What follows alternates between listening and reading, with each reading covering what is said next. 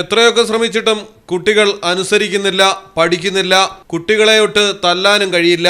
തന്റെ പരാജയം തുറന്നു സമ്മതിച്ച് സ്റ്റേജിൽ കുട്ടികളുടെ മുന്നിൽ വെച്ച് സാഷ്ടാംഗം പ്രണമിച്ച ശേഷം 50 തവണ ഏത്തമിട്ട് പ്രധാന അധ്യാപകൻ സ്കൂളുകളിൽ വിദ്യാർത്ഥികൾ കാണിക്കുന്ന തെറ്റുകൾക്ക് ശിക്ഷ നൽകാൻ കഴിയാതെ വരുന്ന കാലത്ത് സ്വയം ശിക്ഷിക്കുകയായിരുന്നു അധ്യാപകൻ.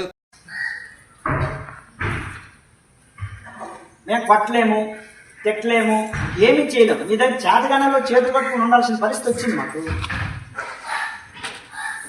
అంటే ఇంత చదువు చెప్తున్నా కూడా ఒకటిలో ప్రవర్తనలో మార్పు లేదు, ఒక చదువులో మార్పు లేదు, ఒక రైటింగ్ స్కిల్ లేదు, రీడింగ్ స్కిల్ లేదు. అసలు ఏంటి ప్రాబ్లం? మీదా మాదా? మాదేనా? మాదైతే చెప్పండి. మీ అందరికీ చిన్న దండం పెట్టి పడుకుని పెట్టి పెట్టేస్తాను. మీ అందరూ దండం పెట్టేసి వదిలేస్తాను. లేదంటే ఇలా నేను తీసుకుంటాను. మరి గుంజలైనా మీకు అందరికి కూడా మీ నేనే తీసుకుంటాను.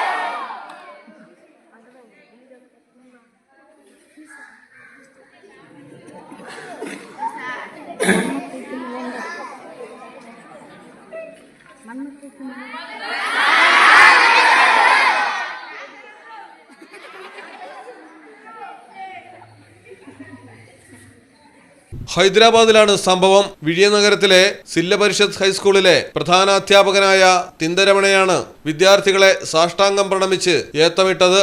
വിദ്യാർത്ഥികളുടെ അക്കാദമിക് മികവും അച്ചടക്കവും മെച്ചപ്പെടുത്തുന്നതിൽ താൻ പരാജയപ്പെട്ടുവെന്നും കുട്ടികൾ പറയുന്നതൊന്നും അനുസരിക്കുന്നില്ലെന്നും ചൂണ്ടിക്കാട്ടിയാണ് അസംബ്ലി സമയത്ത് കുട്ടികൾക്ക് മുന്നിൽ അധ്യാപകൻ സ്വയം ശിക്ഷ നടപ്പാക്കിയത്. ഞങ്ങൾക്ക് നിങ്ങളെ തല്ലാനോ ശകാരിക്കാനോ സാധിക്കില്ല. ഞങ്ങളുടെ കൈകൾ കെട്ടിയിടപ്പെട്ടിരിക്കുന്നു. ഞങ്ങൾ പഠിപ്പിച്ചിട്ടും വളരെയധികം പരിശ്രമിച്ചിട്ടും കുട്ടികളുടെ പെരുമാറ്റത്തിലോ അക്കാദമിക് കാര്യങ്ങളിലോ യാതൊരു വ്യത്യാസവുമില്ല.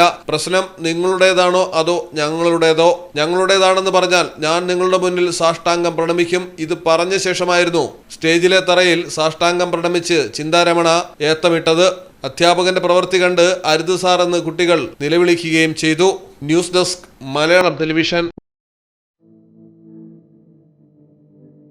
റിലീഫ് മെഡിക്കൽസിന്റെ ശീതീകരിച്ച ഷോറൂമുകളിൽ താപനില നിയന്ത്രിച്ച് മരുന്നുകളുടെ ഗുണനിലവാരം ഉറപ്പുവരുത്തുന്നു.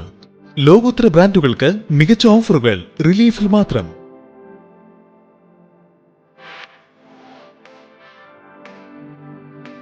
മരുന്നുകൾക്ക് 40% വരെ വിലക്കിഴിവ്. Relief medicals, opposite AVS herbal garden, Changuvetty, Kottakkal.